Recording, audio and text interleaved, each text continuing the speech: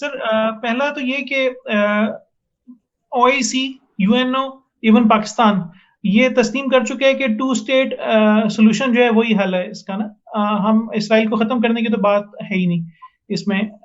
सब लोग एक्सेप्ट करते हैं कि टू स्टेट होना चाहिए और उनके डिप्लोमेटिक ताल्लुकात भी आसपास के लोगों के हैं। तो इसराइल तो अमलन नहीं ना एक्सेप्ट कर रहा राणा साहब। जी बिल्कुल वो कभी टर्म्स पे आते हैं और कभी नहीं आते, लेकिन हमारे मुसलमानों की साइड पे ये है कि हम उसकी तबाही और बर्बादी नहीं चाहते। हम उसके साथ ताल्लुकात भी कायम कर रहे हैं।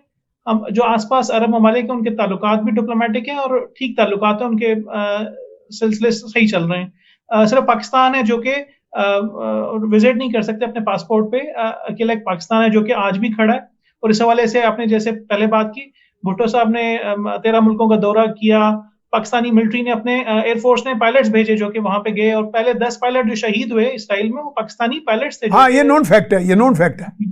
बिल्कुल। तो इसी फिर बेनजीर साहिबा ने जो विजिट किया, पहला प्रीमियर का विजिट और मैं ख्याल ओनली विजिट जो फलस्तीन का हुआ वो उनकी तरफ से ही हुआ।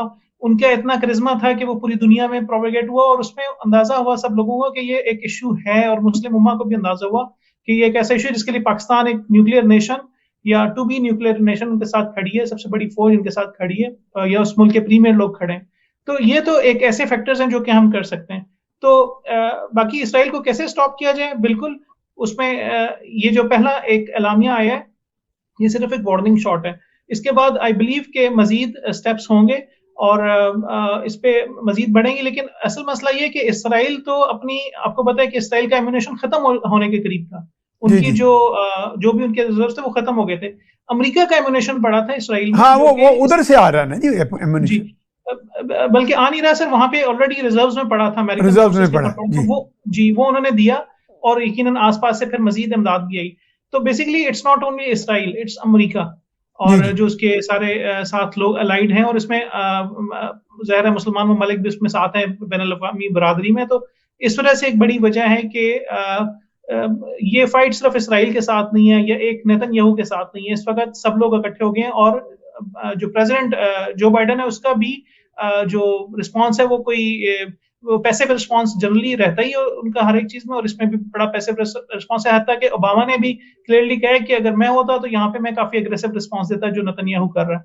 और ट्रम्प भी इवन नेतन्याहू की जो मकारी और चालाकी उसको वो जानता है कि वो किस तरह का शख्स है। तो इस तरह से ऑलरेडी प्रीमियर लेवल पे ये एक है। और दूसरा फिर ये कि दुनिया में जैसे पहले भी बात हुई ब्रिगेड साहब ने कही कि जो दुनिया भी मुखालिफ हो रही है, एंटी सेमिटिज्म जो है वो बढ़ रहा है, लोग यहूदियों पे हमले हो रहे हैं, रशिया पे अटैक हो रहे हैं यहूदियों के ऊपर।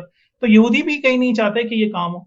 बेसिकली हुआ ये है कि एक और हिटलर के पास, जूइश हिटलर के पास या एक ज्यू नाजी के पास कंट्रोल आ गया, और वो जाहिर है अपनी हुकूमत को चलाने के लिए, अपनी करप्ट गवर्नमेंट को बचाने के लिए, अपनी करप्ट आर्मी को सपोर्ट करने के लिए वो इस तरह के एक इफेक्ट कर रहा है कि हमारी एक स्ट्रेटजी और हम विन करें और ये एनिमल्स हैं। ये इस तरह के जो वर्ड और जुमलाबाज बेसिकली जो लोग होते हैं वो फिर इस तरह की वर्डिंग यूज करते हैं सिर्फ अपने मफाद के लिए। तो एक तो लीडरशिप के साथ जाहिर है उसको कंटेन करना जरूरी है, और फिर दूसरा इसराइल को भी कई यकीनन ट्रेड के हवाले से, बिजनेस के हवाले से भी, और किसी हद तक थोड़ा सा अपना एक अलायंस बनाने के लिए। जो यहाँ पे 30 मुल्कों की फौज है, 34 मुल्कों की, इनफैक्ट ये ज्यादा मुल्क हैं, वो बेसिकली एंटी टेररिज्म फोर्स है और वो बेसिकली एक खास मकसद के लिए बनी थी। मेरा ख्याल है उसका इतना मैंडेट नहीं है, वो कुछ इफेक्टिव भी कई और मामला। अच्छा, उसका लिमिटेड मैंडेट है।